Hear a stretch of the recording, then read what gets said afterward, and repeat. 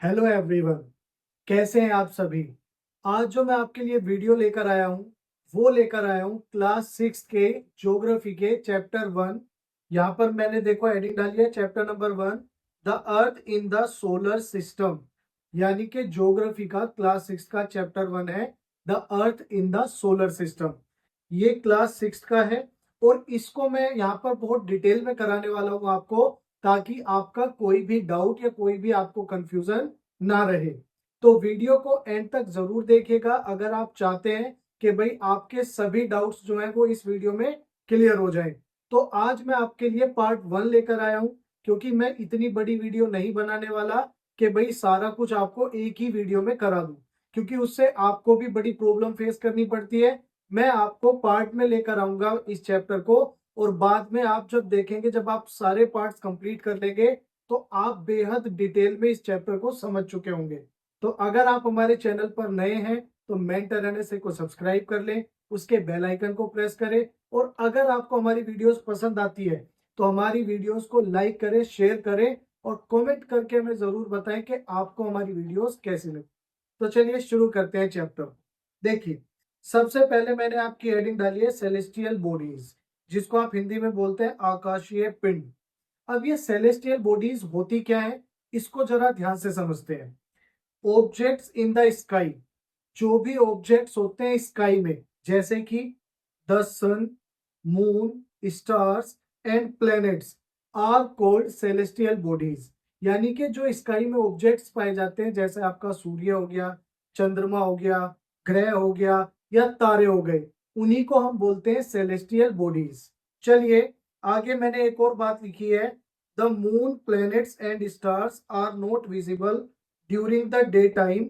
अब देखिए, जब दिन में हम देखते हैं तो हमें केवल और केवल सूर्य दिखाई देता है, ना हम तारों को देख पाते, ना ही हम मून को देख पाते, और ना ही हम देख पाते प्लैनेट्स यानी कि ग्रहों को। क्यों? अब उसका रीजन समझते हैं। क्योंकि दिन में हम इन्हें नहीं देख पाते, लेकिन उसका रीजन भी तो कुछ होगा। तो देखिए, because of the brightness of the sun.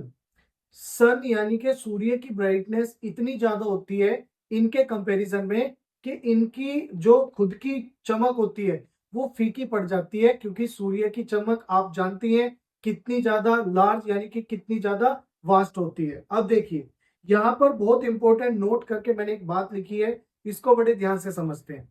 The moon and stars do not disappear during the day. यानी कि वो डिसअपियर नहीं होते, वो मौजूद रहते हैं आसमान में। अब ऐसा कैसे होता है? वो दिखाई तो देते नहीं है। चलिए समझते हैं। They are still in the sky, वो स्टिल रहते हैं वहां पर स्काई में दिन में भी।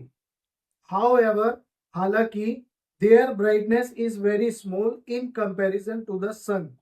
अब सन के कंपैरिजन में जो इनकी ब्राइटनेस होती है वो बहुत कम होती है, जिस वजह से हम इनको नेक्ड आई से, so they become invisible to the naked eyes.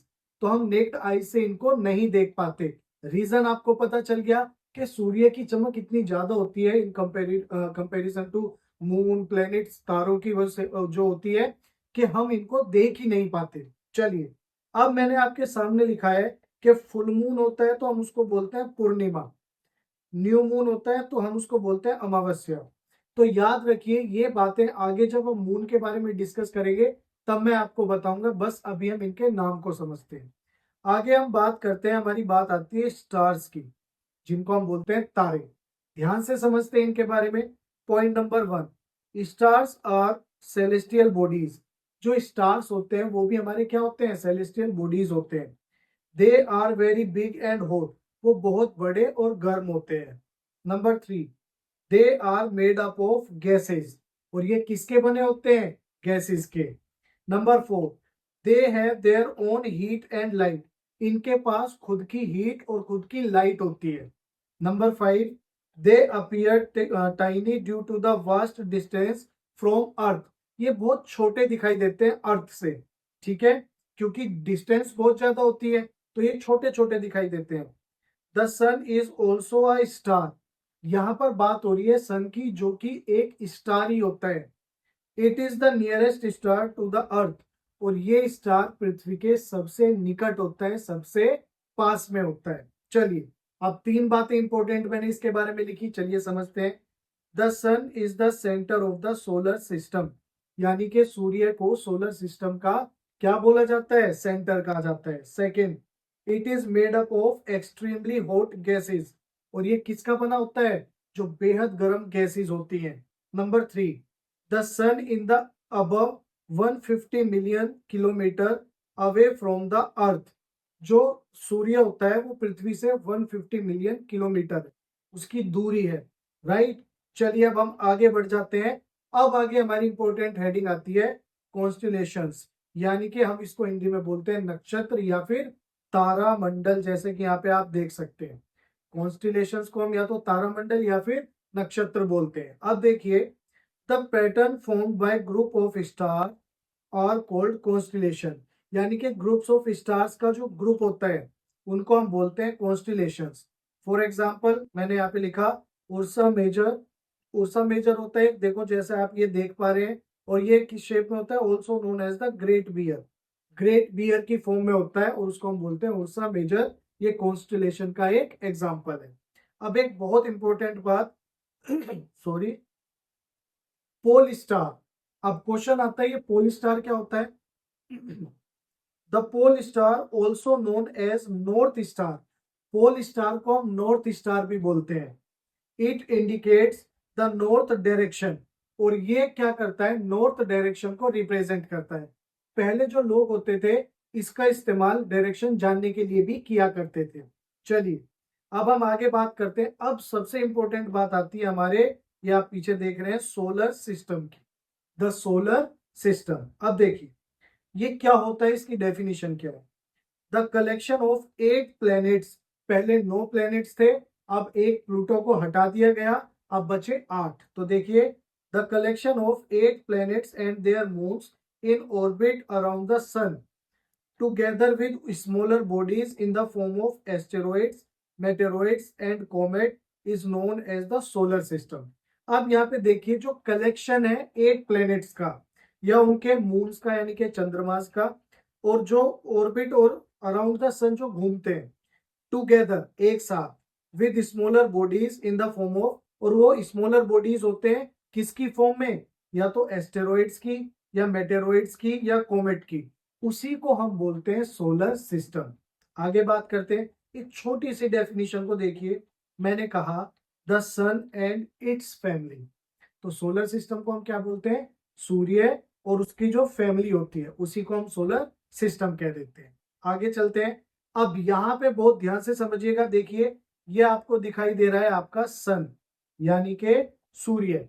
अब सूर्य के निकट कौन है, सबसे दूर कौन है, सूर्य से किस प्लेनेट की कितनी दूरी है, कौन सा नंबर है, मैं आपको समझाता हूं, बहुत ध्यान से समझिएगा, क्वेश्चन यहां से बन जाता है। देखिए सबसे पहले हम बात करते हैं मर्क्यूरी की।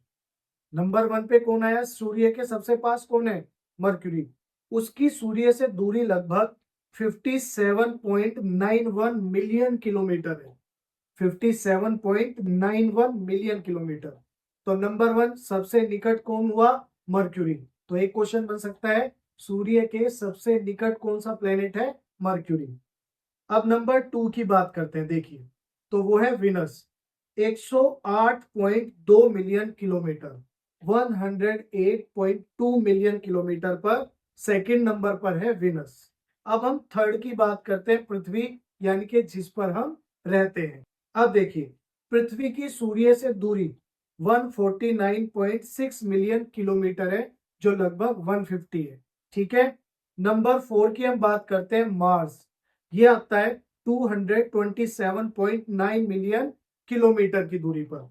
नंबर 5 की बात करें तो आप देख पा रहे हैं यहाँ पर जुपिटर, जिसकी दूरी है 778.5 मिलियन किलोमीटर।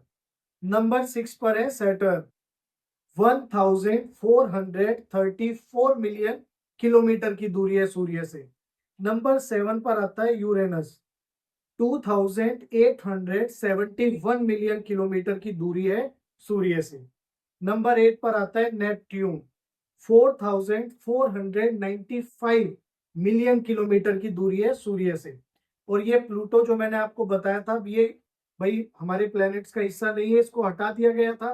तो यानी कि ये बात हुई सूर्य से जो 8 प्लैनेट्स हैं उनकी दूरी और उनके नंबर की।